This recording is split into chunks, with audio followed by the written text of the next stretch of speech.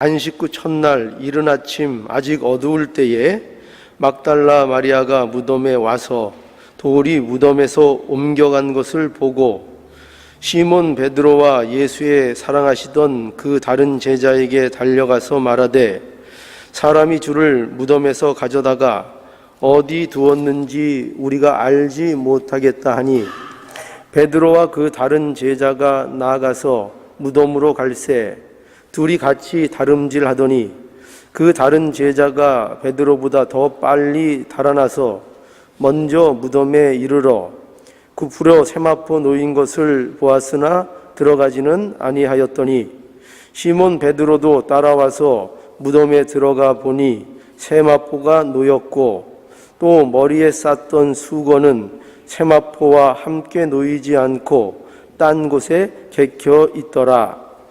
그때야 무덤에 먼저 왔던 그 다른 제자도 들어가 보고 믿더라.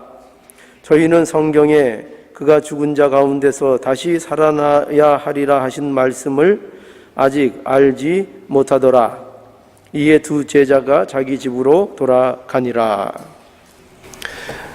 오늘 이 본문은 예수님의 무덤에 생긴 일을 기록하고 있는 그런 내용입니다.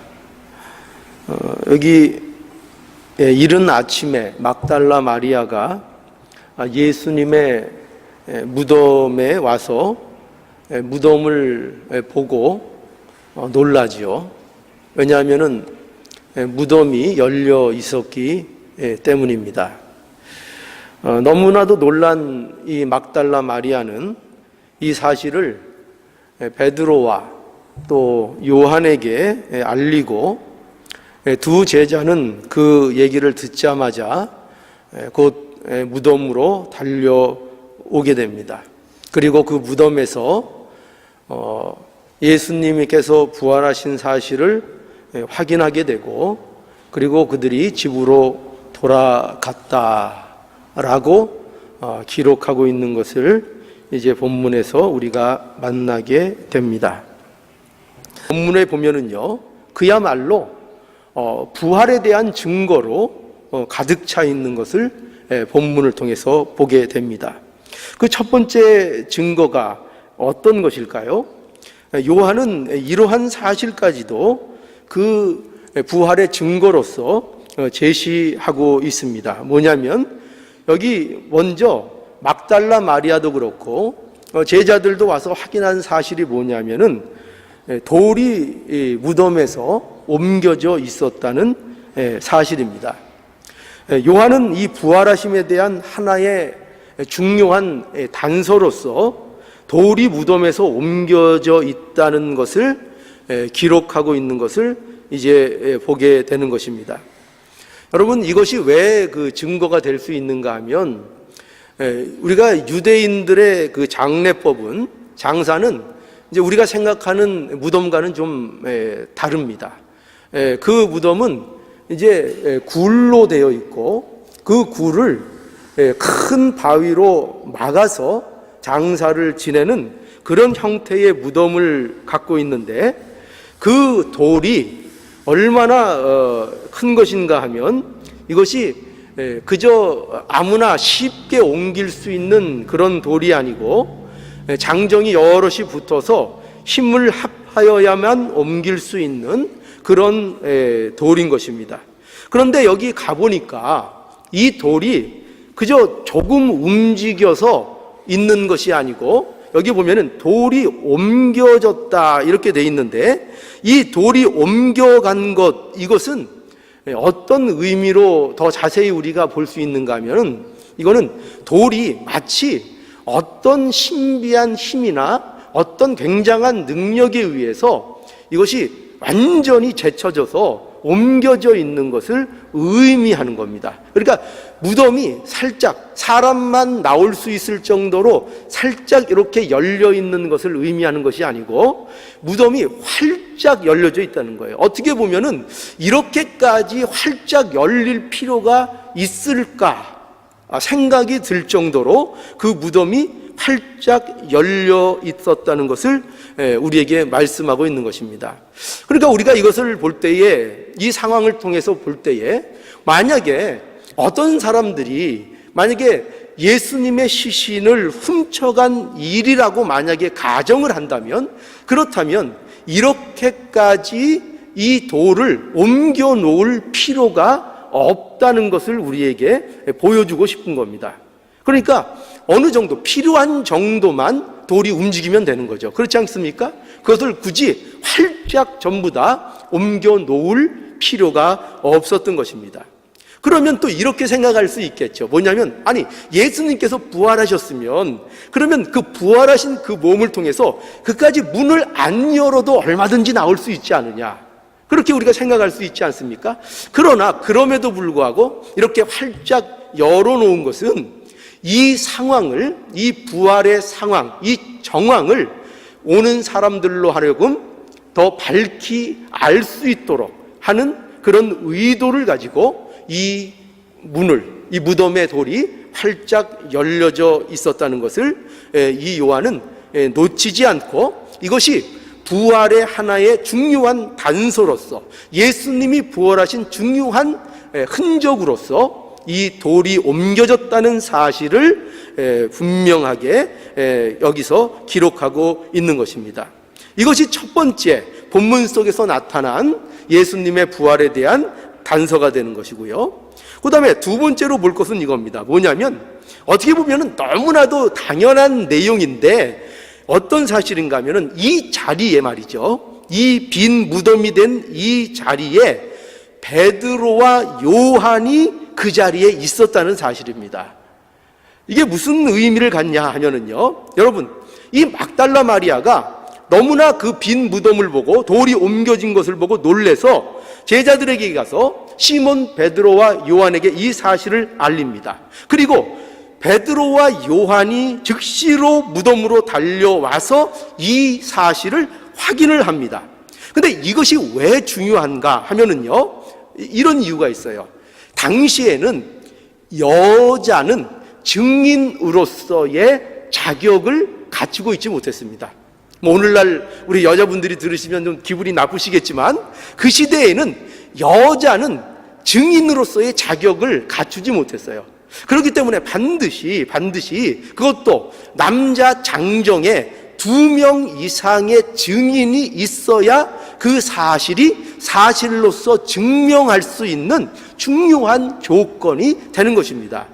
그러니까 이 사실, 그래서 이 베드로와 요한, 여기 이 기록자인 요한은 그 자리에 베드로가 있었고, 그리고 그 자리에 이 성경을, 또 이 사실을 목도하고 기록한 요한 자신이 그 자리에 있었다는 것을 기록해서 이 부활에 대한 신빙성, 부활에 대한 분명함을 확보하고 있는 것입니다.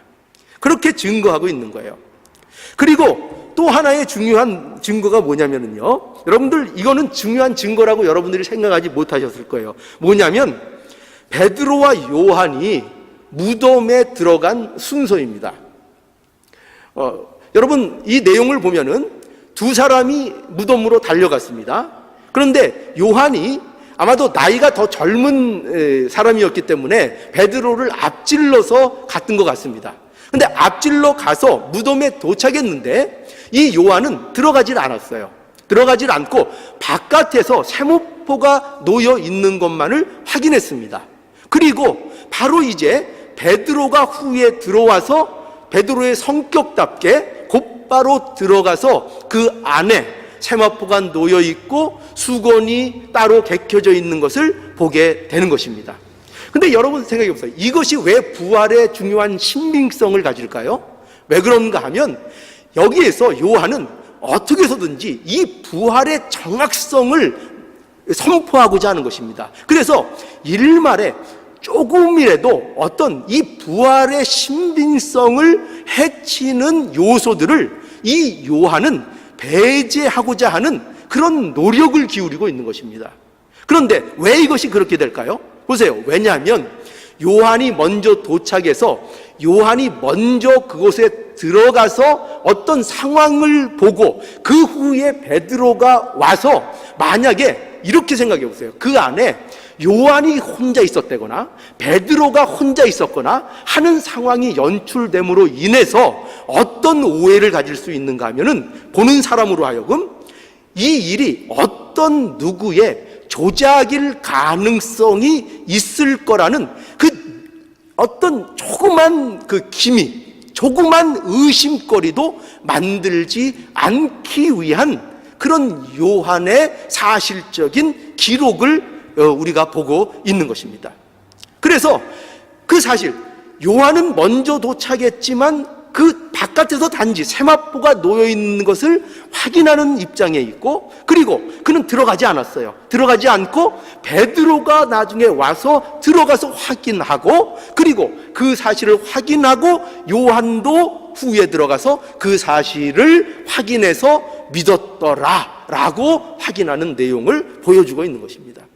그러니까 이 기록은 어떠한 의미에서도 예수님의 부활에 의심을 가질 만한 그런 요소들을 완전히 배제하는 그런 어떤 사실적인 기록을 요한이 하고 있다는 것입니다. 그리고 가장 확실한 증거로서 여기 나타나는 것이 뭐냐 하면은요, 바로 무덤의 상황이라는 것입니다. 무덤 안에 있는 상황을 가장 중요한 증거로서 제시하고 있는 겁니다. 무덤 안에는요, 물론 무덤은 가장 중요한 증거는 빈 무덤이라는 것입니다. 그렇죠? 빈 무덤이에요. 여러분 한번 생각해 보세요. 만약에 막달라 마리아가 이 무덤에 이른 아침에 찾아왔는데 반갑게도 그 안에 예수님이 누워 계셨었어요. 그거를 막달라 마리아가 봤어요. 그 안에 무덤은 빈 무덤이 아니었어요. 만약에 그러면 막달라 마리아의 입장에서는 예수님을 봐서 기뻤었는지는 모르지만 그것이 무엇이 어떤 반하는 내용이 되는 것입니까? 그러면 부활은 없는 거예요. 예수님이 그 자리에 계셨고 그 무덤이 빈 무덤이 아니었다면 예수님은 부활하지 않으셨던 것입니다. 그리고 기독교라는 신앙, 기독교라는 믿음은 존재할 수 없게 되는 것이지요. 그래서 빈 무덤이 뭐라고요? 가장 중요한 예수님의 부활의 증거가 되는 것입니다. 그뿐만 아니라 여기 더 확실한 증거들이 제시되고 있어요. 뭐냐면 빈 무덤에 들어가서 확인한 게 뭐냐면, 요한과 베드로가 확인한 게 뭐냐면 거기에 세마포가 놓여 있었다는 것입니다. 그리고 또한 따로 수건이 개겨 놓여 있었다는 것입니다. 여러분, 우리 여기에서요 이렇게 생각할 수 있어요. 여기 수건이 딴 곳에 개겨 있더라는 이 표현 때문에 우리가 이런 상상을 할 수 있습니다. 뭐냐면요, 이렇게 상상할지 몰라요. 예수님께서 부활을 하셨습니다. 일어나셔서 예수님께서 세마포를 벗으시고 그 벗으신 세마포를 한쪽에 놓고 그리고 자신의 썼던 그 둘렀던 수건을 풀러서 그것을 잘 개꼈다는 말이 그런 의미잖아요. 개껴서 그것을 한쪽에 또 잘 놓고 예수님께서 나가셨다, 이렇게 생각할 수 있습니다. 그런데요, 그런 내용이 아니에요. 여러분, 여기에서 왜 이런 오해가 생기는가 하면 개껴 있다는 이 표현 때문에 그래요. 그런데 이 개껴 있다는 표현은요, 원문으로 보면은 이것이 잘 접어서 놨다는 의미로 되어 있질 않고 어떻게 되어 있는가 하면은 둘러셨던 그 수건이 둘러있는 그 형체 그대로, 그러니까 머리를 둘렀던 그 형체 그대로 따로 그것이 누웠던 장소에 그대로 놓여 있었더라라는 것을 사실은 증거하고 있는 거예요. 근데 그것이 이제 번역하다 보니까 이것이 개켜서 이렇게 접어서 됐다는 식으로 이렇게 좀 오역이 된 것으로 봅니다. 그러나 그렇게 된 거 아니에요. 그러니까 여러분 생각해 보세요. 지금 이 무덤 안에는 그 예수님이 누웠던 장소에 세마포가 그대로 그것이 벗겨진 것으로, 어떤 풀려진 것으로 놓여 있는 것이 아니라 마치 그 안에서 무엇이 그대로 빠져나간 것 같은 그런 일정한 사람의 형상을 그대로 하고 그것이 이렇게 꺼진 것과 같은 마치 그런 식의 세마포가 놓여 있었다는 거예요. 그리고 그 따로 그것과 함께 수건이 돌돌 말려 있는 채로 따로 놓여져 있었다라는 것을 증거하고 있는 것입니다. 그래서 우리는 이런 사실을 통해서 이것을 보고 요한도 그랬지만 예수님의 부활이 확실하다는 것을 우리는 믿게 되는 것입니다. 그러니까 만약에 왜 그렇게 되죠? 그 시신을 누군가가 훔쳐간 거라면 그렇게 할 필요가 없는 거죠. 그렇죠? 그냥 그대로 훔쳐가도 되고, 그리고 만약에 그것을 풀었다면은 그것이 다시 그렇게 원상태대로 되어 있을 수가 없는 문제이기 때문입니다. 그래서 이 상황을 통해서 예수님의 부활을 분명하게 증거하고 있는 겁니다. 이런 모든 상황들을 통해서 요한이 이제 그 빈 무덤의 상황과 자신이 본 모든 것을 통해서 예수님의 부활을 믿었다고 고백하고 있는 것입니다. 여러분 보십시오. 이러한 사실, 요한은 이와 같은 사실들을 통해서 우리에게 무엇을 보기를 원하고 있습니까?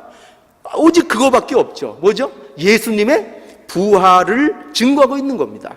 예수님의 부활이 사실이라는 것, 그것은 조작될 수 없는 것이며 그것은 분명한 역사적인 사실인 것을 이 요한은 이 모든 정황과 그 상황을 통해서 가장 먼저 증거하고 있는 것을 우리는 본문에서 만나게 되는 것입니다. 그래서 여러분, 이러한 요한의 증거를 통해서 우리가 확인해야 되는 것은 뭐냐? 그것은 의심 없이 우리가 예수님의 부활을 믿어야 하는 것입니다. 예수님이 부활하셨다라는 것이 기독교에 있어서 가장 중요한 절대적인 진리인 것을 우리가 믿어야 되고, 그 사실을 믿는 것이 기독교의 신앙이라는 것을 우리는 알아야 하는 것입니다. 그래서 우리가 이러한 요한의 증거를 통해서 확실히 해야 될 우리의 신앙적인 모습이 있습니다. 그것이 무엇인가 하면, 이것을 통해서 우리는 이 부활이라는 이 명확한 사실을 통해서 기독교 신앙이라는 것이요, 결코 어떤 윤리나 어떤 도덕이나 어떤 철학이 아니라는 것을 이 부활 사건을 통해서 분명하게 우리가 알아야 한다는 것입니다.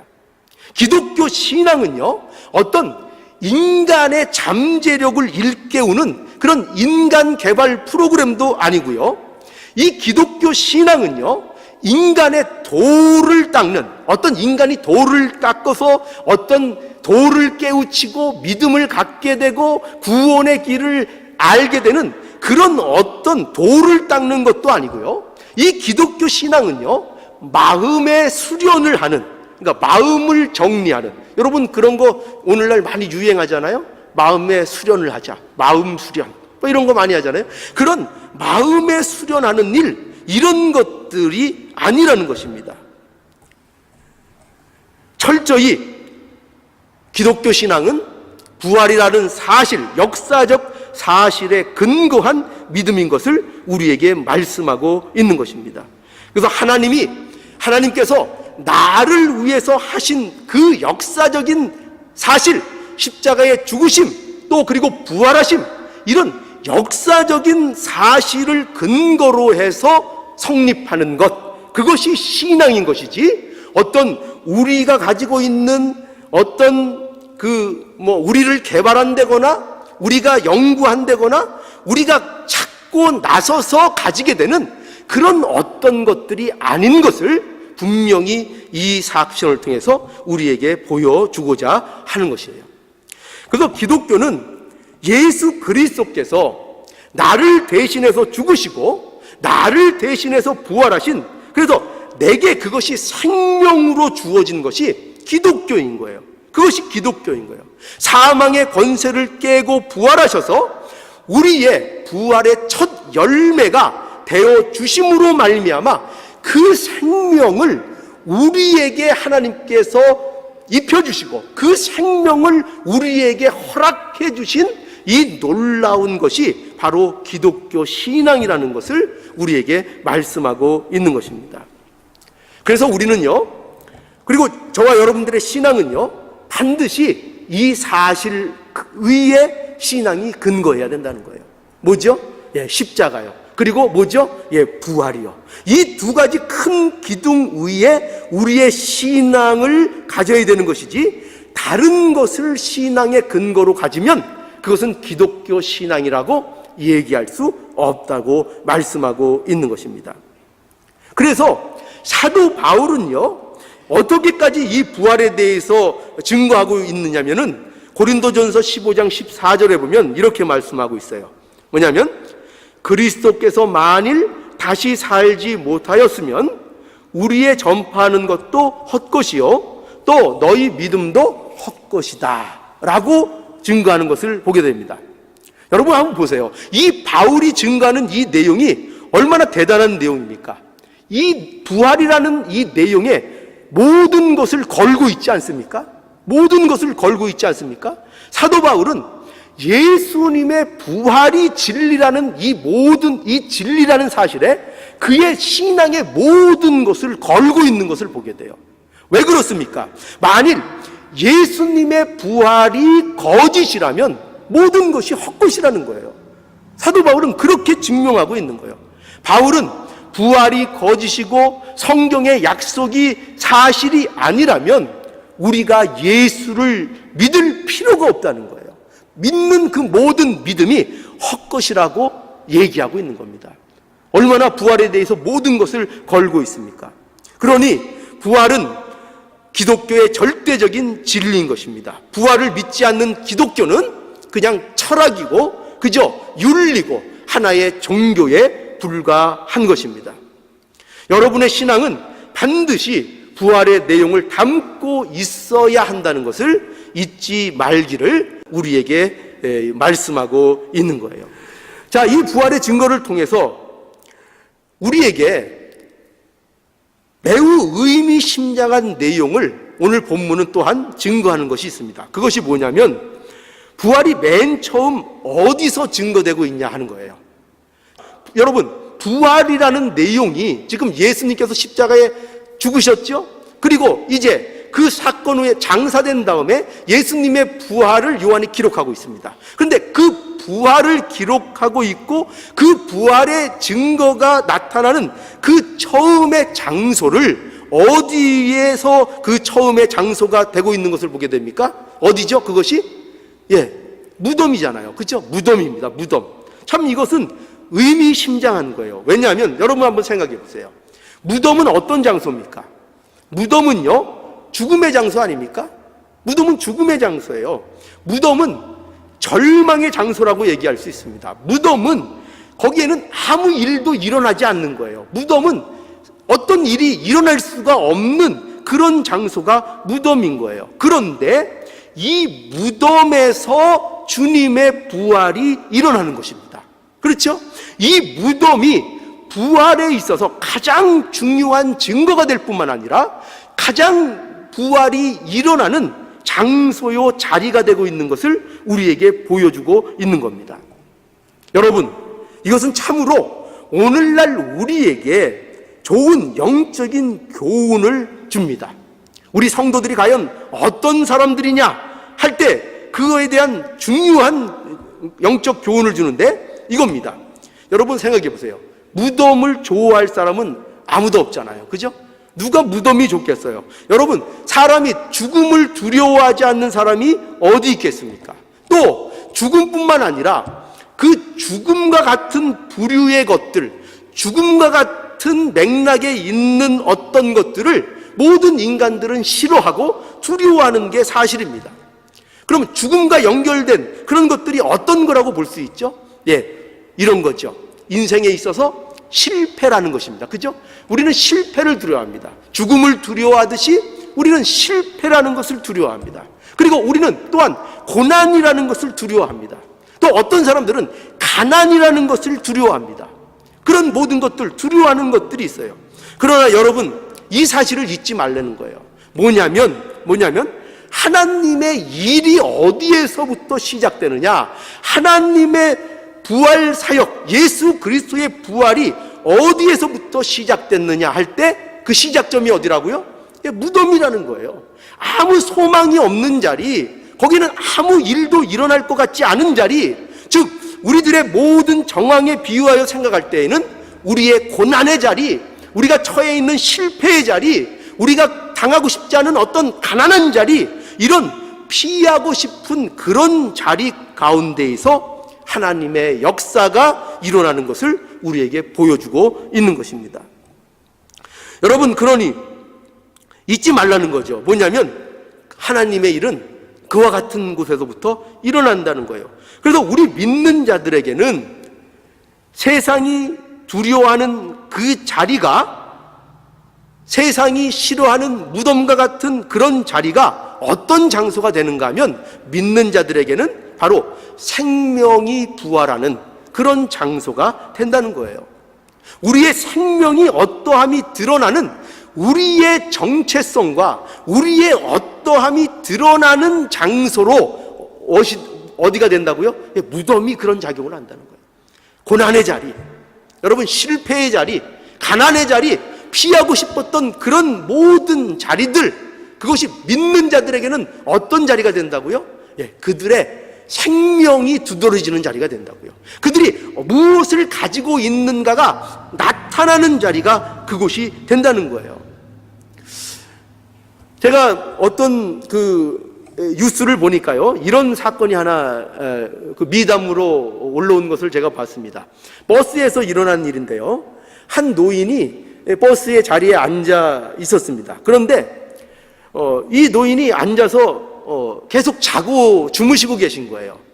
근데 사실 이 노인은요, 자는 것이 아니었고 이 심근경색이 와가지고요, 정신을 잃고 그 자리에서 기절해 있었던 거예요. 근데 사람들은 그 모습을 보고 전부 다 이분이 자고 있는 줄 그렇게 알았던 것입니다. 그래서 그 상황이 계속 되어지고 아무도 그 사람을 자세히 보지 않았으면 그 사람은 목숨을 잃게 될 그런 상황 속에 놓여 있었답니다.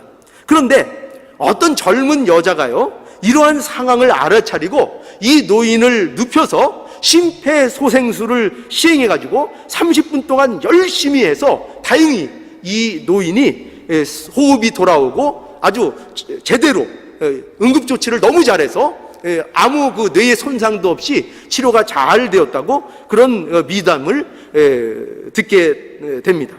근데 여러분, 이 버스 안에 있던 모든 사람들이 다 노인이 자고 있다고 생각했는데 이 여자만 그분이 심상치 않았다는 것을 알아차렸어요. 근데 어떻게 그걸 알아차렸는가 봤더니 이 여자분이요, 간호사였던 거예요. 간호사니까 이 분을 보니까 그냥 주무시는 것 같지 않거든요. 그래서 자세히 보니까 문제가, 호흡이 없고 이래가지고 이런 일을 했던 것입니다. 제가 이 비유를 왜 말씀드리느냐 하면요, 이 여자분이 그 간호사라는 이 사실, 이분이 누군가, 이 여자가 어떤 분인가 하는 이 사실이 어떤 일로 인하여 이 밝혀지게 되는가 하면은 그 상황, 어떻게 보면 한 노인의 생명이 왔다 갔다 하는, 생명이 위급한 그런 상황 속에서 그런 상황이었지만 그 일로 인하여 오히려 이 여자분이 거기서 어떤 행동을 하느냐 하는 것을 통해서 이 여자분의 어떤 존재인가를 드러나게 되었다는 것입니다. 제가 이 비유를 왜 말씀드리냐 하면은요, 바로 신자가 어떤 사람인가 하는 것입니다. 신자도 이와 같다는 거예요. 신자도 어려운 상황이 되었을 때 어떤 존재, 그냥 아무렇지도 않고 편안한 상태에 있을 때, 그럴 때는 그가 어떤 존재인지, 어떤 것을 가지고 있는지, 그 안에 무엇을 담고 있는지 잘 나타나지 않을 수가 있다는 거예요. 그런데 언제 그것이 두드러진다고요? 언제 그것이 두드러진다고요? 어떤 고난이 있을 때요, 어떤 실패를 경험했을 때요, 어떤 어려움들을 공동적으로 경험하게 될 때요, 그때 믿는 사람들에게 있어서 이 신자가 그 상황 속에서 그 믿음이 어떠한지가 다 드러나는 이 일들이 생겨나고, 오히려 그것으로 인하여 그 생명이 더 활기차게 되고 그 생명이 더욱더 자라나게 되는 일들을 경험하게 된다는 것을 우리에게 말씀하고 있는 것입니다. 여러분, 그러니 신자들에게 있어서 고난은 그저 고난이 아닌 거죠. 그죠? 그저 고난으로 끝나는 고난이 아닙니다. 그런 의미에 있어서 신자에게 있어서는요, 실패는 그저 실패로 끝나는 것이 아닌 것입니다. 그러니 우리들에게 있어서 무엇을 말씀하십니까?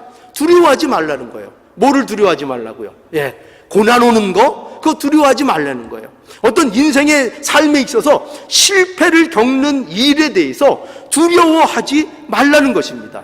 왜냐하면 그것이 우리에게 있을 수 있지만 그것 때문에 우리가 좌절되거나 멸망하거나 그것으로 인해서 우리가 후퇴하는 것이 아니라 오히려 그 모든 실패와 그 모든 고난으로 인하여 우리가 더욱더 하나님 앞에 완성된 존재로, 하나님 앞에 합당한 존재로 만들어지는 이 놀라운 역사가 우리에게 허락되기 때문이라고 말씀하고 있는 거예요. 여러분, 그러니 고난을 두려워하지 마십시오. 실패를 두려워하지 마십시오. 그렇다고 해서 오해하지 마세요.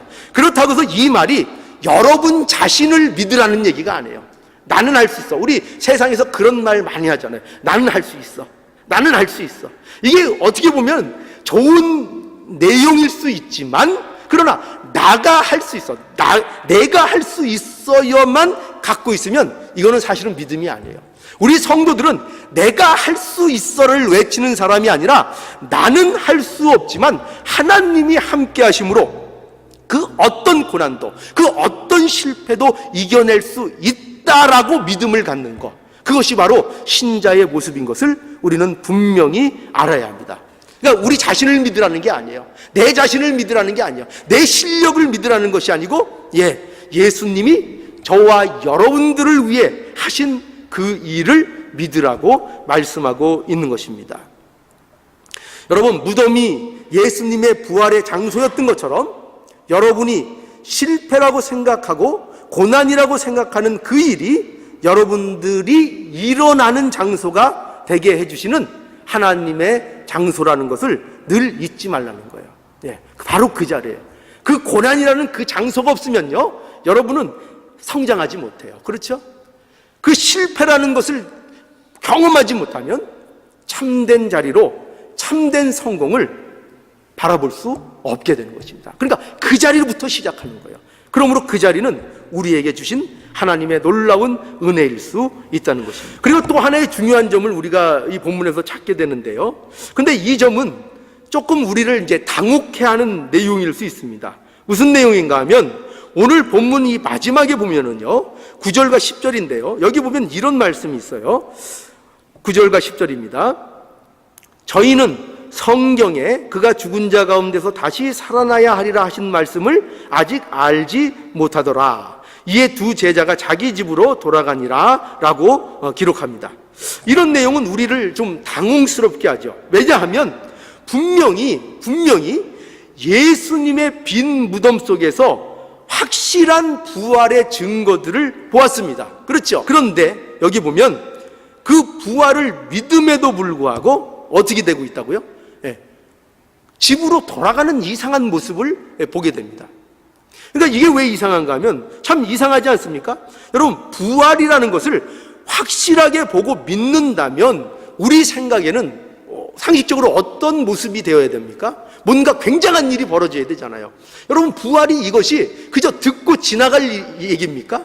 만약에 예수님이 그저 시체가 없어진 것이라고 이들이 생각했다고 보더라도 그냥 돌아가는 것은 이것은 맞지가 않아요. 그렇지 않습니까? 어떤 경우에든지 시체가 없어졌든지 또 부활을 믿든지 아니면 그것을 믿지 못했든지 간에 분명한 것은 이렇게 그냥 돌아가는 것은 어울리지 않는 이상한 모습이었다는 것입니다.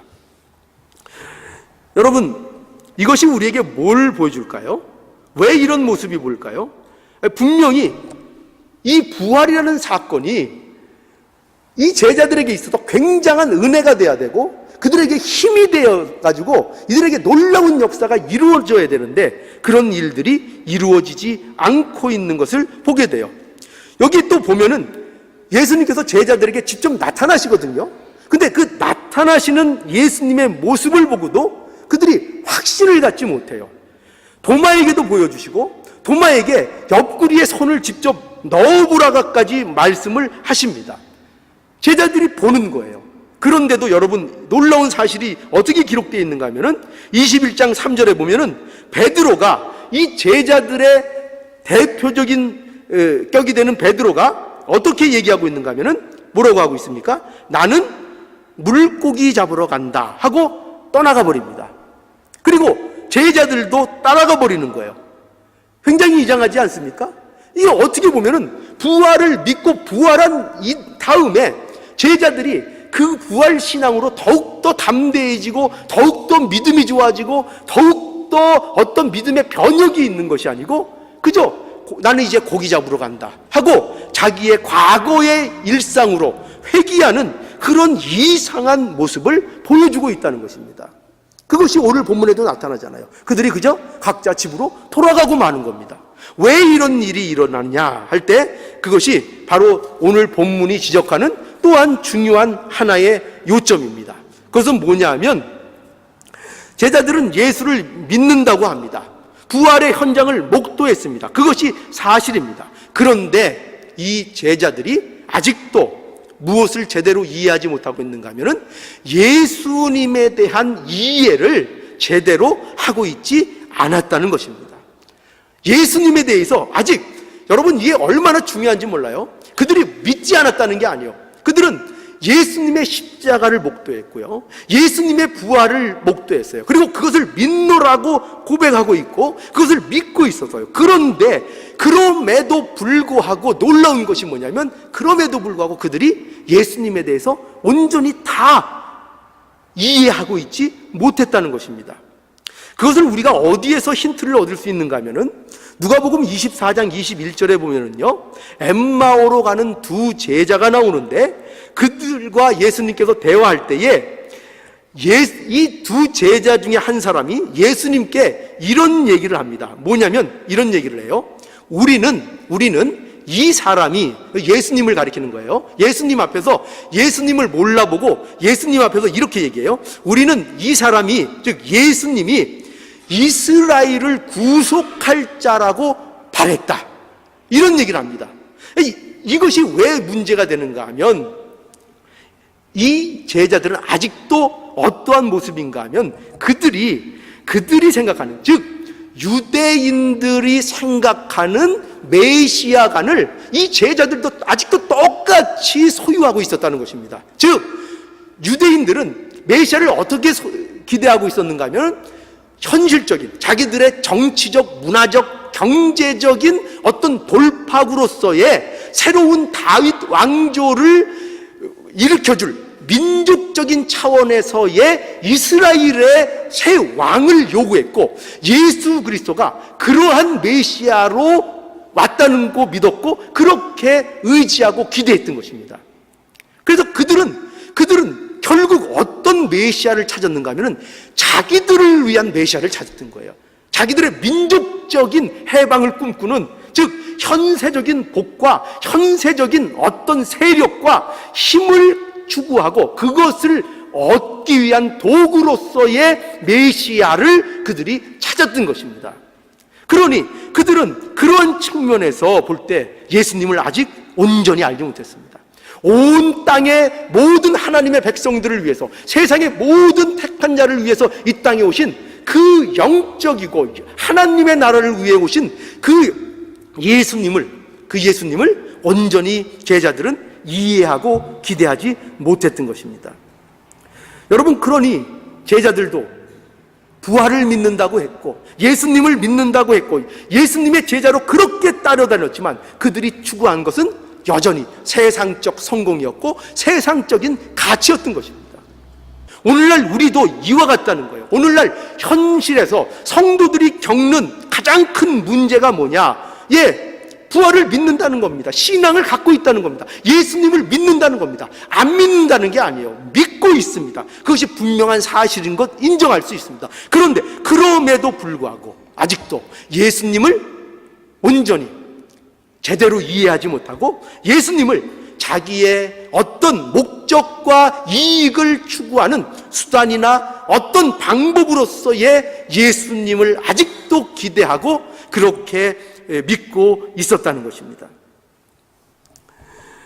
여러분, 이것을 지적하고 있는 겁니다. 그래서 이것을 우리가 넘어설지 못할 때, 우리는 신앙의 능력을 상실하게 되고, 우리는 날마다 부활을 믿는다고 하고 예수를 믿는다고 고백해놓고 나는 고기 잡으러 간다로 늘 돌아가는 것입니다. 나는 고기 잡으러 간다. 나는 집으로 간다. 왜요? 믿음의 능력이 없기 때문입니다. 왜 그 능력이 없다고요? 세상적 가치를 추구하고 있기 때문입니다. 예수님에 대한 제대로 된 이해를 갖고 있지 못하기 때문이라고 말씀하고 있습니다. 우리가 왜 신앙이 자라나지 않느냐? 바로 이 문제에 걸려 있기 때문입니다. 예수님을 어떻게 안다고요?